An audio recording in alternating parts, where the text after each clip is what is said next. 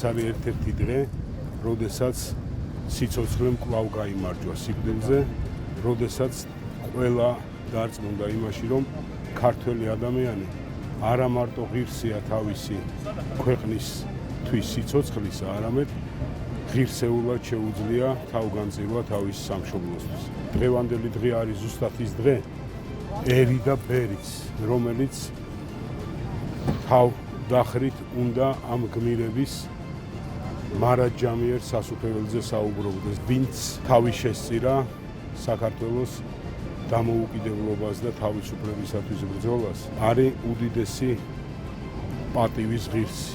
მადლიერება მათ ოჯახებს. 32 წელი საიყორო და დაიკარგა უგზო-უკვლუაშვილი.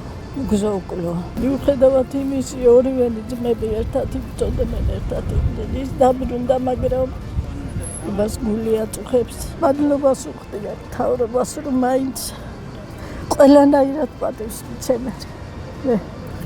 დედას.